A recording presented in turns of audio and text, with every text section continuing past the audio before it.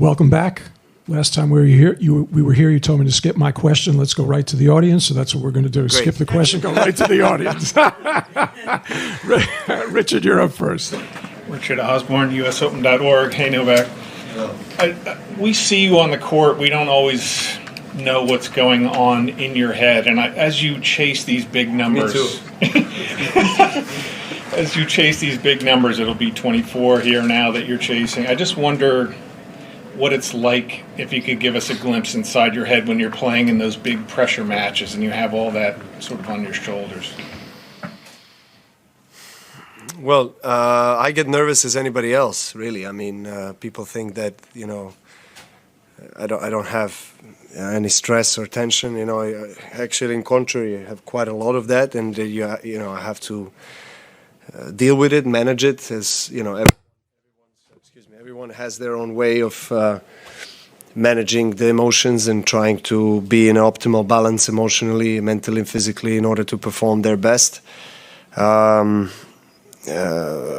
played great the entire week prior to the finals, haven't dropped a set in Cincinnati, and then played night sessions, all of the matches, and then I played it on a very hot day and just experienced physical difficulties. And Carlos was playing very well, and he's always pushing me to the limit. I think I do to him pretty much the same thing, and that's why we produced a memorable final. I mean, it was one of the best, most exciting, and most difficult finals I was ever part of, in best of three, no doubt, throughout my career.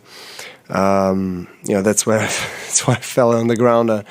After I won the match, because it felt like winning a Grand Slam. To be honest, it just the amount of exchanges and rallies, and it was physically so demanding and so grueling that it felt very exhausted for the next few days. But those are kind of the moments and matches that I still push myself on a daily basis for, day in, day out, practice, sacrifice, commitment.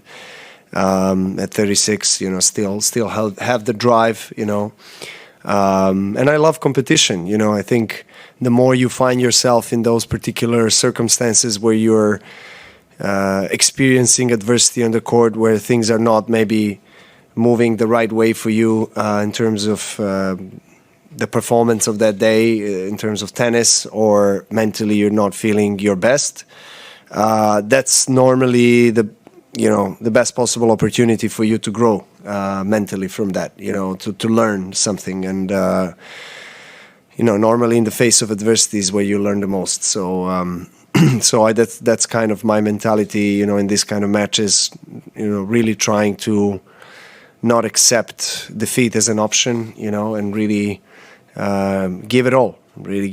And it's kind of a cat and mouse play really on the court. There's a lot of things that are happening, and you try to outplay or outsmart your opponent tactically, but then you have to fight with your own demons, as well. The doubt, the self-doubt, the tension, and all the things that are happening, in the midst of such battle.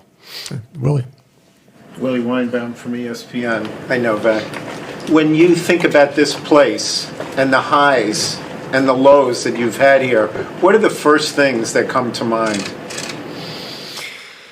Well, the first feeling that I have is excitement to come back, because it is the biggest arena we have in our sport, biggest stadium, and definitely the most fun, electric, exciting atmosphere out there in tennis, playing night session in Arthur Ashe, no doubt.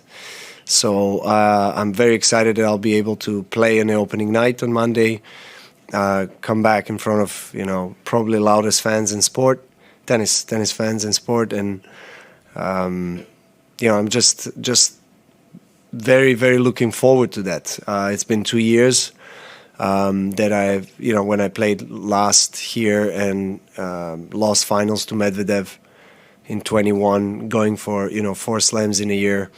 I haven't performed well that day in terms of tennis, but what I felt from the crowd and that kind of connection and love and support that they gave me throughout the entire match, and also in the closing ceremony, was something that I carry still in my heart, and I still feel vibes from that night of the finals 2 years ago. So, yeah, I try to use that for this year's tournament. Brian. Brian Lewis, New York Post.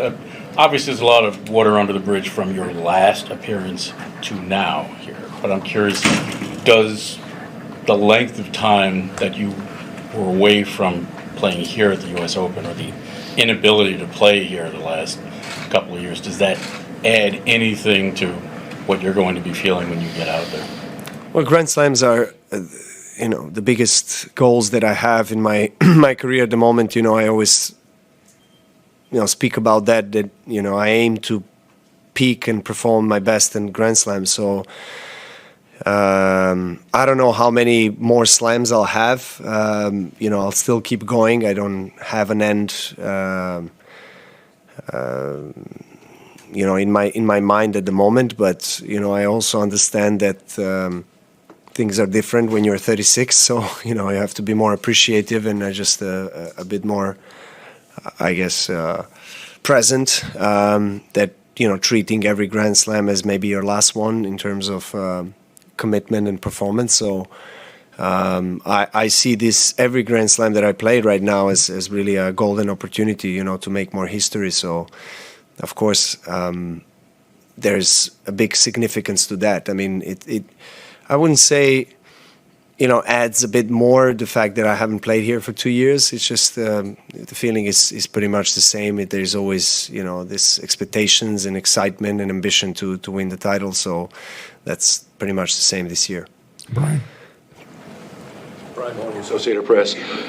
When you do come back here this week, is there any sort of lingering anger or disappointment that, I should have been here last year?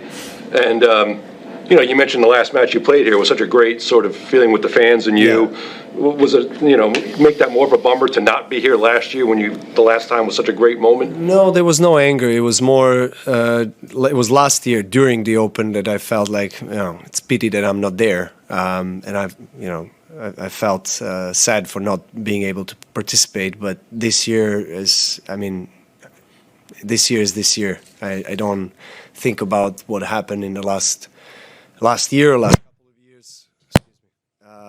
Just focusing my attention to this year's tournament. Adam. Novak, Adam Zagoria from Forbes. Hi.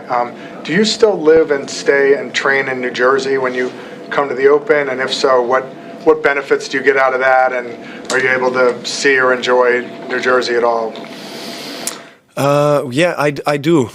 I combine the city with New Jersey. Normally, before the tournament starts, I'm in the city, and then once the tournament starts, we go into full lockdown mode. Kind of, my friend has a beautiful estate there with tennis courts, and just me and my family, we stay there. We have a relaxing time, and it's great in the off days between the matches. You just kind of recharge.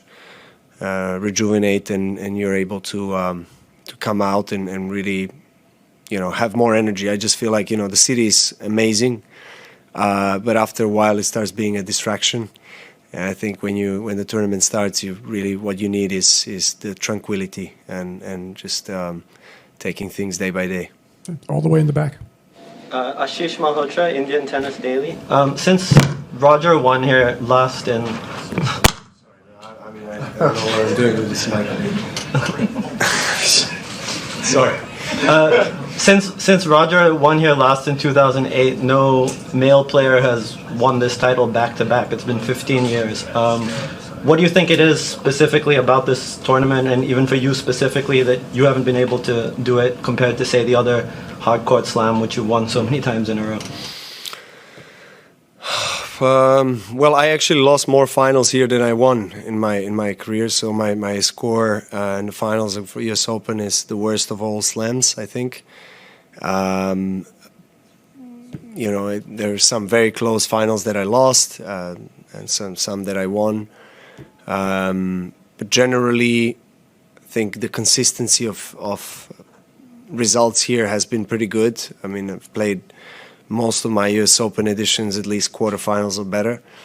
throughout the last 15 years. It could be the fact that it's in the end of the season, in a way. End of the Grand Slam season is the last Grand Slam of the year, and it's been, 8 tough months of tennis for all the players, and then, maybe that's the reason why you would probably see more surprises in this Grand Slam than maybe some other slams. I mean, that's the only thing that really comes to my mind. No, nothing else. Okay. 2 more questions. Back there.